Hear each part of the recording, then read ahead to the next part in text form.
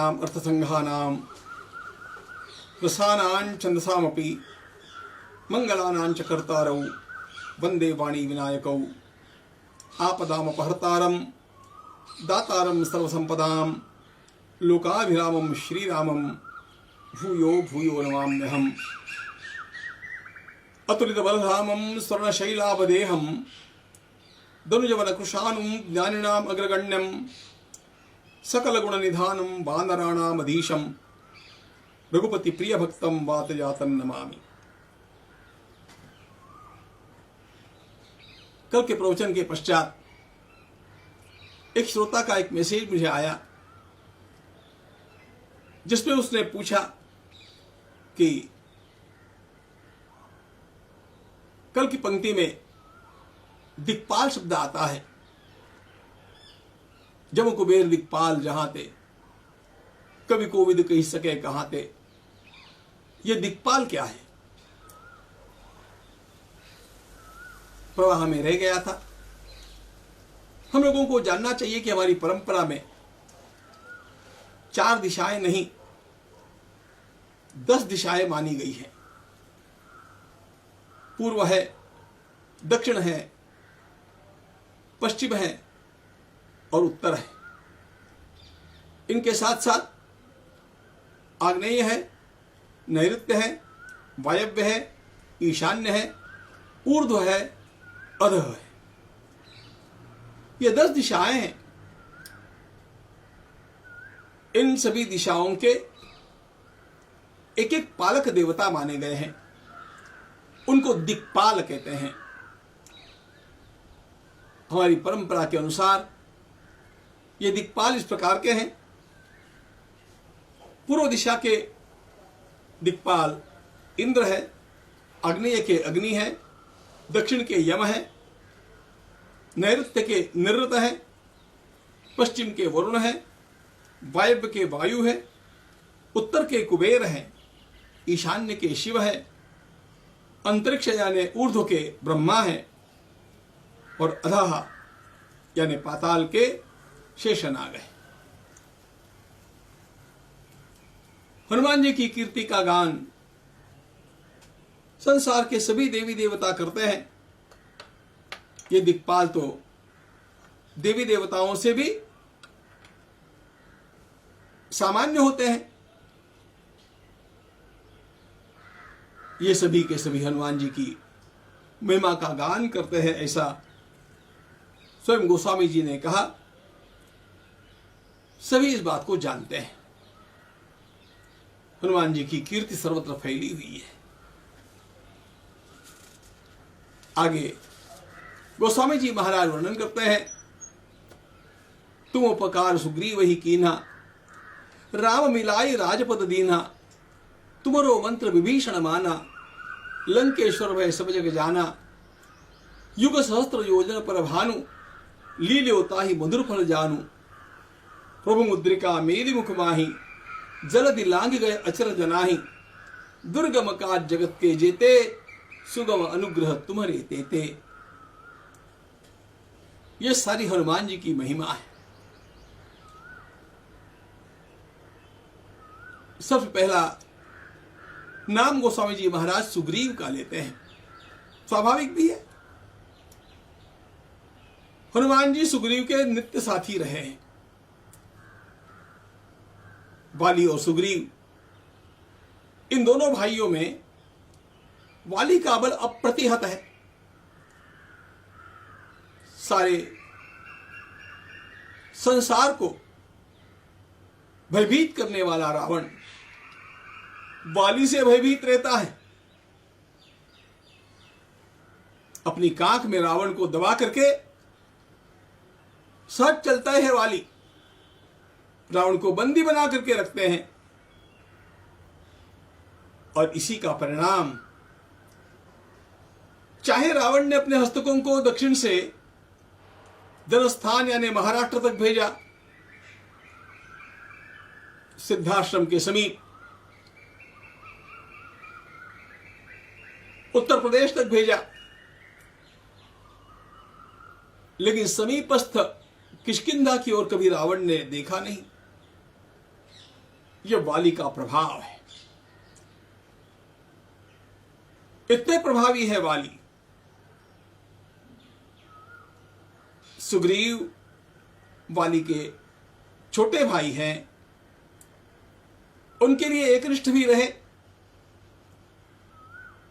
किंतु संजोगवशात इनमें वैर निर्माण हो गया। मायावी राक्षस का पीछा करते हुए वाली उसकी गुफा में उसके पीछे चले जाते हैं। सुग्रीव को द्वार पर ही रुकने के लिए कहा।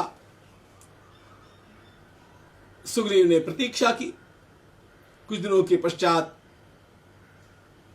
जब उस गुफा में से रुधिर बहता हुआ आया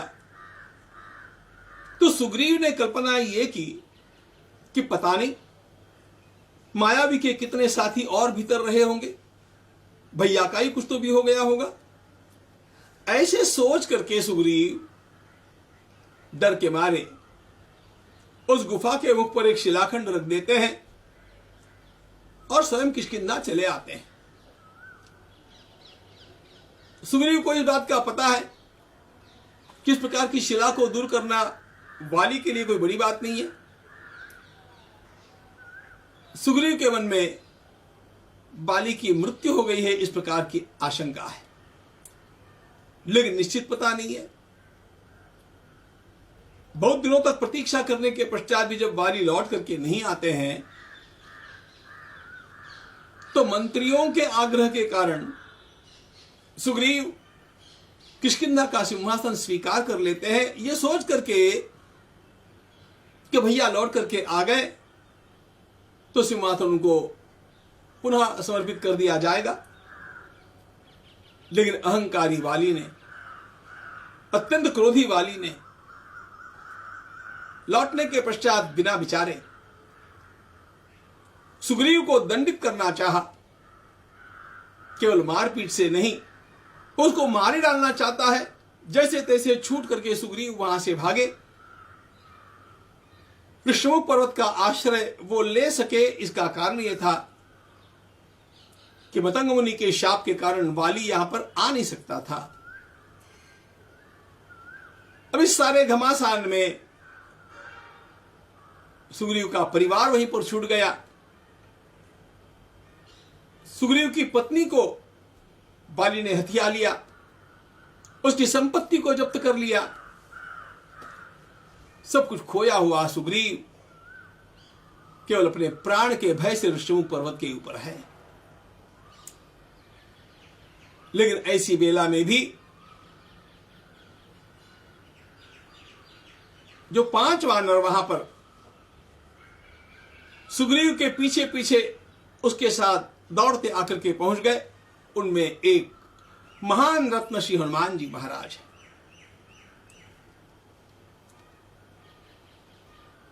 सब कुछ खो दिया है सुग्रीव ने, लेकिन हनुमान जी सुग्रीव के साथ है। और वो इसलिए है कि सारी विद्या हनुमान जी ने सूर्य नारायण भगवान से प्राप्त की है और गुरुदक्षिणा के रूप में सूर्य भगवान ने उनसे कहा कि मेरे बेटे सुग्रीव के साथ रहना, हनुमान उसको संभालते रहना। हनुमान जी ने इस वचन को निभाया है और इसलिए वे सुग्रीव के साथ हैं। लेकिन इसका परिणाम क्या है? सब कुछ खोए हुए सुग्रीव और जिसके पास सब कुछ है, राज्य है, राजधानी है, कोष है, परिवार है, अपार बल है शरीर में, ऐसा वाली इन दोनों के संघर्ष में आखिर सुग्रीव विजयी होते हैं। इसका कारण हनुमान जी की सूझबूझ। तुम उपकार सुग्रीव ही कीन्हा, राम मिलाई राजपद दीन्हा। हनुमान जी का सबसे बड़ा कंट्रीब्यूशन सुग्रीव के लिए यह है कि उन्होंने भगवान श्री राम के साथ सुग्रीव को जोड़ दिया और न केवल सामान्य रूप से जोड़ा, बल्कि अग्नि की साक्षी करके दोनों से प्रतिज्ञा करवाई कि एक दूसरे को छोड़ेंगे नहीं, क्योंकि हनुमान जी को पता है ये मेरा क्लाइंट बंदा गलती कर सकता है, लेकिन भगवान श्री राम गलती नहीं करेंगे और सुग्रीव सुरक्षित रहेगा। यही हुआ।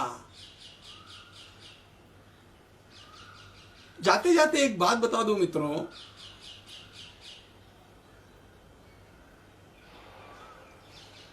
इंद्र का पुत्र और वायु के पुत्र, इंद्र का पुत्र और सूर्य के पुत्र, इनका संघर्ष हर युग में चलते रहता है। त्रेता युग में इंद्र के पुत्र वाली है, सूर्य के पुत्र सुग्रीव है। द्वापर युग में इंद्र के पुत्र अर्जुन है और सूर्य के पुत्र कर्ण है। इंद्र के पुत्र और सूर्य के पुत्र का यह संघर्ष इन दोनों युगों में दिखता है। विजय किसकी होगी?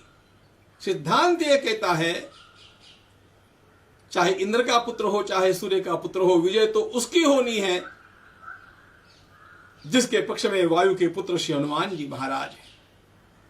हनुमान जी महाराज त्रेता युग में सूर्य पुत्र सुग्रीव के साथ है तो विजय उनकी हुई, और वही हनुमान जी महाराज द्वापर युग में महाभारत काल में इंद्र के पुत्र अर्जुन के साथ है, इसलिए विजय उनकी हुई। यह हनुमान जी का प्रभाव है। तुम उपकार सुग्रीव ही कीना, राम मिलाए राजपद दीना। तुमरो मंत्र भीषण माना, लंकेश्वर वह सब जग जाना। इसी प्रकार का संघर्ष लंका में भी हुआ।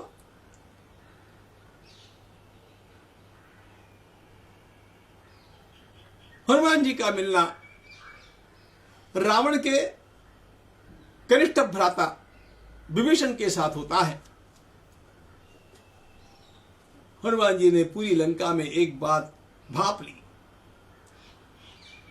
कि यहां एक धर्मात्मा है, यह विभीषण है। पापी रावण चाहे सो कर सकता है, लेकिन चाहे सो कर सकने वाले रावण को भी उसकी सभा में सही धर्म सुनाने वाला एकमात्र विभीषण है। और इसीलिए लंका दहन के समय में भी उन्होंने विभीषण के घर को टाला है। हनुमान जी के परामर्श से ही विभीषण स्वयं भगवान श्री राम की शरणागति स्वीकार करते हैं। पकड़े हुए विभीषण को जब प्रभु के सामने लाया गया, उससे पूर्व हनुमान जी उनसे मिले हैं। यह हनुमान जी ने स्वयं बतलाया है। विभीषण को भगवान की शरणागति का परामर्श हनुमान जी के द्वारा दिया जाना, यह तो एक बात है, भगवान को भी विभीषण का स्वीकार आपको करना चाहिए। यह परामर्श हनुमान जी ने दिया है। बाकी सबने विभीषण के साथ शत्रुवत व्यवहार कैसे करना चाहिए इसकी अनेक बातें सुनाई।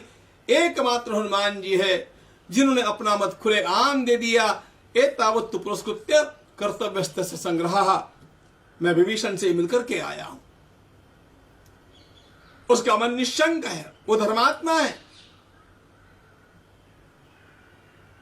किसी प्रकार की जासूसी करने के लिए अथवा हमारे साथ कपट करने के लिए नहीं आया है। और मुझे ऐसे लगता है उसका स्वीकार करना हम लोगों के लिए अत्यंत उपयोगी रहेगा। भगवान ने विभीषण का स्वीकार किया। तुमरो मंत्र विभीषण माना, लंकेश्वर भय सब जग जाना। अरे प्रभु ने तुरंत ही विभीषण का राज्याभिषेक कर दिया है। लंका के सिंहासन पर विभीषण को विराजमान करना रावण की मृत्यु के पश्चात, ये बात तो बात की है। लेकिन विभीषण की शरणागति के पश्चात तुरंत ही भगवान ने पहला काम यह किया है, किस बात की घोषणा कर दी अपने हाथ से तिलक करके, कि हम लंका का राज्य विभीषण को अर्पण करते हैं। विभीषण का भी स्पष्ट दृष्टिकोण था, एक पापी शासक की काम वासना के कारण सारी लंका का नाश नहीं होना चाहिए, और इसीलिए धर्मात्मा विभीषण स्वयं रावण को उपदेश करते रहे थे।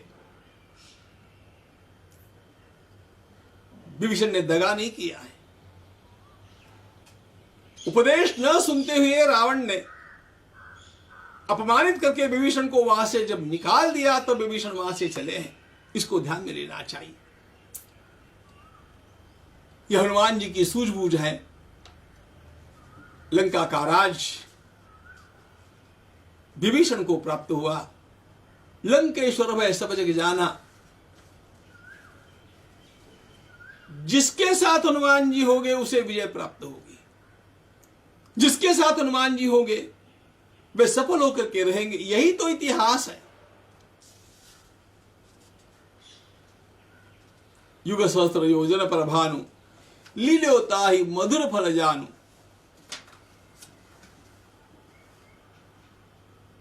हनुमान जी के बाल्यकाल की यह घटना सब लोग जानते हैं। युग सहस्त्र योजन पर भानु,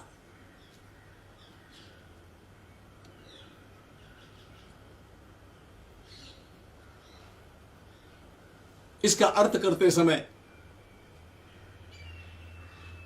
योजनों का गणित लोगों ने किया और एक सहस्त्र युग के वर्ष उनका गणित किया, और वो आज के विज्ञान से कैसे मेल खाता है यह भी बताया।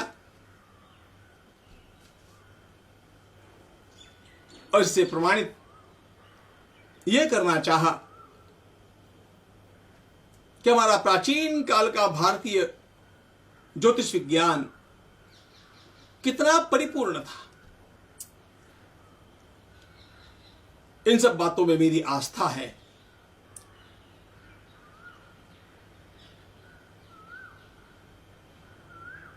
भूमि का भार कितना है, भूमि का वजन कितना है, इसके बारे में भी खोजबीन करके लोगों ने इस बात को प्रमाणित किया है कि हमारे प्राचीन ऋषियों ने भूमि का जो वजन बताया है, आज के विज्ञान के अनुसार उसमें बहुत थोड़ा अंतर आता है। प्राचीन ऋषियों का विज्ञान अपनी चरम सीमा पर था, इसलिए उनका आदर हमारे अंतःकरण में होना चाहिए। लेकिन यहां पर हम लोग उसको उतने शब्दार्थ में जाकर के ले इसकी आवश्यकता नहीं है।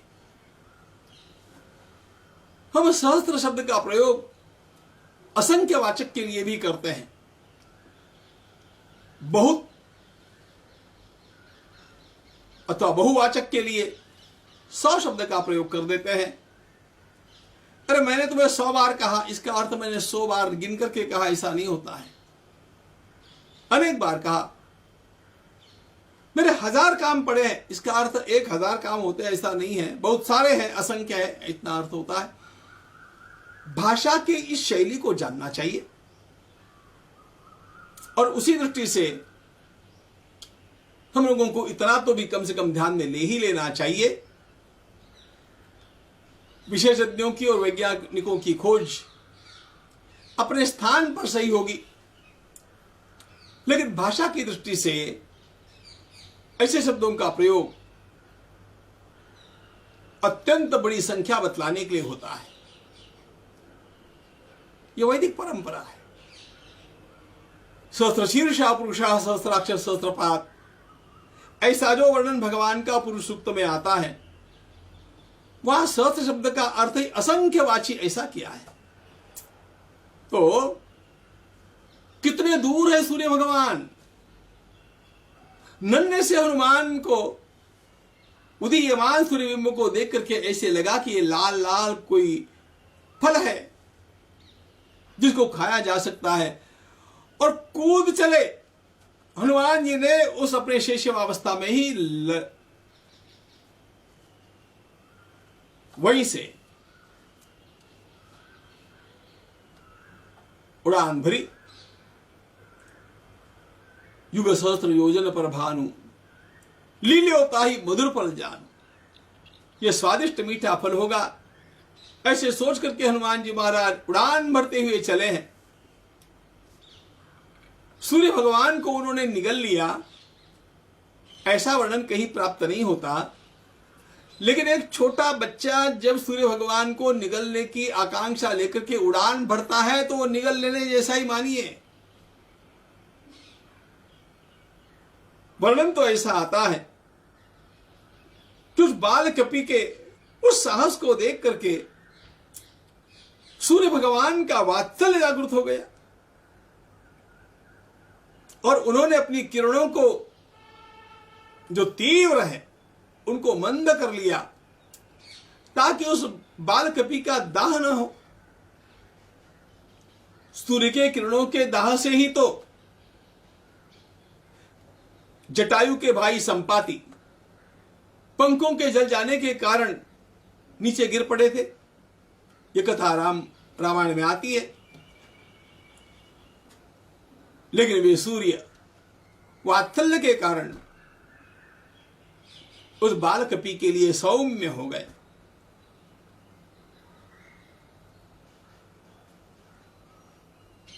लील्योता ही मधुर फल जानो, उनको मीठा फल समझ करके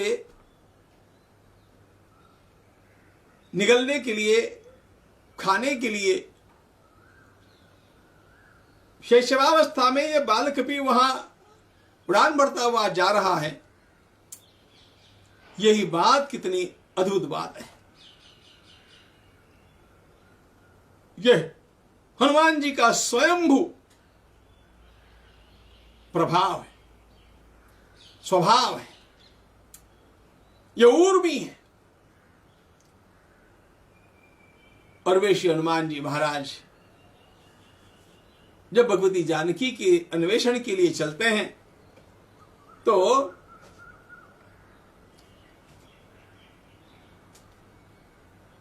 सागर को पार कर जाते हैं। अब जो सूर्य को पकड़ने के लिए चल पड़ा वो सागर को पार कर जाए, इस पे कौन बड़ी बात है, कौन आश्चर्य है। जलधि लांग गए अचरज नाही, गोस्वामी जी कहते जो सूर्य तक की ओर उड़ान भर सकता है वह 100 योजनों के सागर को लांग ले, कौन बड़ी बात। लेकिन हनुमान जी ने इस समय एक अद्भुत काम और किया है। प्रभु के द्वारा उन्हें जो मुद्रिका दी गई, भगवती जानकी हनुमान का विश्वास कर लें कि वे मेरे अंतरंग प्रिय हैं। यह केवल बातों से नहीं होगा, कुछ सेंधानी मुझे देनी पड़ेगी जो परिचायक का काम करेगी।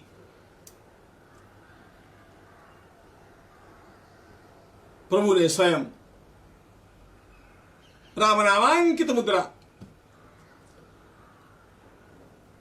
हनुमान जी को दी, भगवती जानकी को प्रदान करने के लिए।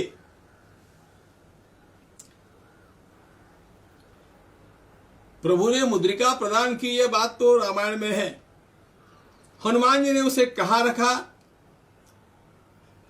इसका वर्णन हमें हनुमान चालीसा में मिलता है। प्रभु मुद्रिका मेली मुख बनाई।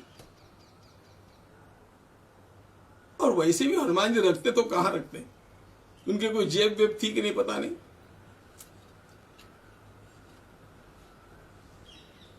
विनोद की बात छोड़ दीजिए।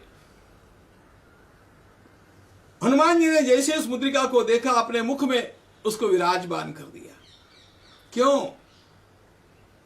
राम नाम अंकित अति सुंदर, उसके ऊपर अति सुंदर राम नाम उकेरा हुआ था, उत्कीर्ण था। राम नाम को देखा और हनुमान जी ने उसे अपने मुख में स्थान दे दिया। हम लोगों को सिखाना चाहते हैं कि जिसके मुख में सर्वदा राम नाम रहेगा उसे कहीं पर भी पहुंचना कठिन नहीं, अत्यंत कठिन कार्यों का संपादन करना भी सरल होगा। चाहे 100 योजनों का सागर भी पार करना है, यह भगवान नाम उस साधक के लिए अत्यंत बड़े बल का काम करेगा। सागर उल्लंघन के पूर्व भी एक लीला में हम लोग देखते हैं, सारे वानर एक वन में भटक गए, उनको कहीं रास्ता ही नहीं मिल रहा था। लागी तृषा अतिशय अकुलाने, मिले न जल घन गहन भुलाने। न पीने के लिए जल है, न खाने के लिए फल है, और न बाहर निकलने का रास्ता मिल रहा है। निराश होकर के वानर वहां पर अब अपने मरने की ही बारी आ गई ऐसा सोच करके रोने लग गए। ऐसी अवस्था में हनुमान जी को थकान नहीं। क्यों? वहां पर भी मुख्य कारण यह है, राम नाम की मुद्रिका उनके मुख में है। जिस साधक के मुख में राम नाम है, ध्यान रखना, वो थकान से दूर, अपयश से दूर और सभी प्रकार की उपलब्धियों से भरपूर होगा। कि राम नाम का प्रभाव है।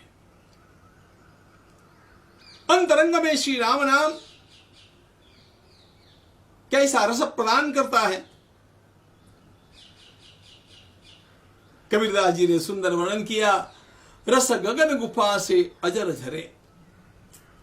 राम नाम की साधना करने वाले के भीतर से रस झरता है।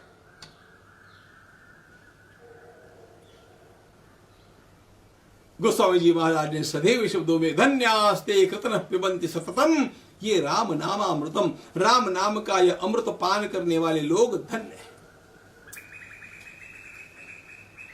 राम नामांकित उस मुद्रिका को अपने मुखारविंद में रख करके श्री हनुमान जी महाराज सागर को पार करते हैं। गोस्वामी जी महाराज कहते हैं, अरे ये सागर तो छोटा है भाई, इस राम नाम को अपने मुख में विराजमान करके जीवन यापन करते रहेंगे तो भव सागर भी आपके लिए कोई बड़ी बात नहीं है।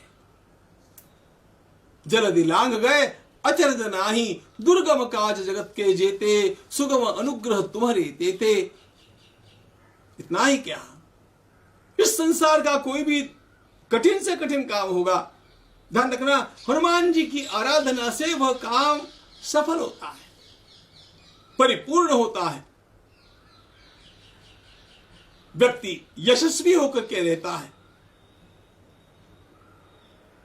उसके सारे उपद्रव नष्ट हो जाते हैं।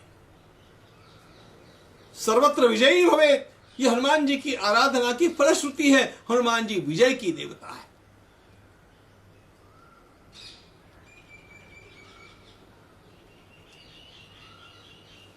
दुर्गम काज जगत के जेते, सुगम अनुग्रह तुम्हारे तेते, राम दुआरे तुम रखवारे, होतन आज्ञा बिनु पैसारे। वे भगवान श्री राम के द्वारपाल हैं, उनके आज्ञा के बिना वहां पर प्रवेश नहीं है। लौकिक अर्थ में यह बात लीला की बात हो गई, लेकिन आध्यात्मिक साधन करते समय ध्यान रखना चाहिए, जब तक वायु का, प्राणों का संयमन नहीं, प्राणों का नियमन नहीं, तब तक आत्मदर्शन कैसे हो सकता है। और इसीलिए वायु की आराधना का अर्थ साधन के क्रम में प्राणायाम होता है। इसी को साधनों की भाषा में पवन विजय कहा गया। जब तक हमारे भीतर की इस वायु का निरोध नहीं होगा, उसका संयम नहीं होगा, तब तक आत्मदर्शन दूर की बात है। बिल्कुल श्रीमद् भागवत जैसे भक्तिपरक ग्रंथ में भी प्राणायाम के माध्यम से अपने देह की वायु को संयत करके उस पर विजय प्राप्त करने के लिए कहा गया। भगवान पतंजलि के योग दर्शन में अथवा हठयोग प्रदीपिकाकार ने, इन सब ने ही इन बातों को तो कहा है। भक्ति के ग्रंथों में भी यह बात आती है। इसलिए पहले मुख्य प्राण हनुमान की उपासना, ऐसा समर्थ रामदास स्वामी कहते हैं, फिर राम दर्शन। साधन के इन पक्षों को और देखते रहेंगे। हनुमान भगवान